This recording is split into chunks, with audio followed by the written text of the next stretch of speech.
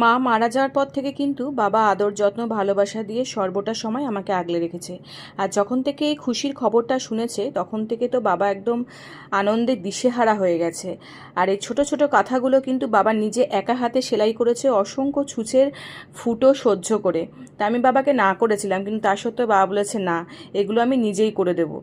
আর বাবা অনেকটাই ঘরের কাজ জানে, আর বাবার দেখা দেখি আমিও সমস্ত ঘরের কাজগুলো শিখেছি এইভাবেই। আর প্রত্যেক দিন বাবা এভাবে প্রত্যেকটি কাঁথা ছোট থেকে বড় সাইজ, মিডিয়াম সাইজ সব রকম বানিয়ে নিয়েছে। মা যেভাবে আমাকে আদর যত্ন ভালোবাসা দিয়ে আগলে রাখার চেষ্টা করতো, বাবাও সেভাবে সমানে চেষ্টা করে গেছে আমাকে সেই ভালোবাসা দিয়ে যত্নে রাখার জন্য। আজ একটা কথা বলি, আমার বিয়ে হয়েছিল 20 সালে, আর 20 সালের মার্চে, মানে 9 তারিখে।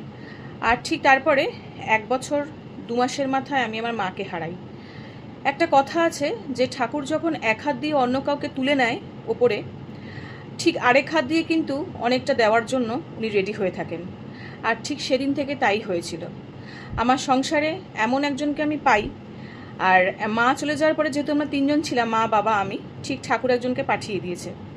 মায়ের জায়গাটা হয়তো ও সেভাবে নিতে পারবে না, বা এটা বললেও খুব বাড়াবাড়ি হয়ে যাবে, তোমরা সবাই হয়তো ভাববে। কিন্তু ও যেভাবে আমাকে যত্নে রেখেছে বা এখন অবধি ভালোবেসে রেখেছে, যেগুলো মহিলাদের করার কথা একটা ঘরে বা একটা সংসারে, সেখানে ও কিন্তু ঠিক সমান তালে অফিস সামলেও আমাকে দেখভাল করে যাচ্ছে। আমি সত্যি কৃতজ্ঞ ঠাকুরের কাছে যে এরকম একটা মানুষকে আমি পেয়েছি।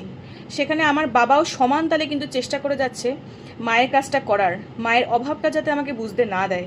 তাই কাঁথা সেলাই থেকে শুরু করে যা যা করণীয় একটা বাচ্চা নতুন অতিথি বাড়িতে এলে, সেখানে সবটাই সেই চারিদিকে দেখাশোনা করে সেইভাবে সামলে চলেছে দুজনে মিলে। তাই আমি ঠাকুরের কাছে এটুকুনি প্রার্থনা করি, আমার সাথে যেন এই দুজনও সুস্থ থাকে, কারণ এই দুজন সুস্থ থাকলে মানসিক শারীরিকভাবে আমিও সুস্থ থাকতে পারবো। তাই তোমরা সবাই ঠাকুরের কাছে এইটুকু প্রার্থনা করো, আমার সামনে খুব তাড়াতাড়ি ডেলিভারির ডেট আসছে, যাতে আমি খুব সুন্দরভাবে ঠাকুরের দয়ায় একটা সুন্দর নতুন জীবন, নতুন আলো সে দেখতে পায়, নতুনভাবে তাকে আমি ঘরে আনতে পারি। তোমরা ঠাকুরের কাছে এইটুকুনি বলো, আর তোমরাও সকলে ভালো থেকো তোমাদের সংসারে প্রিয় মানুষগুলোর সাথে।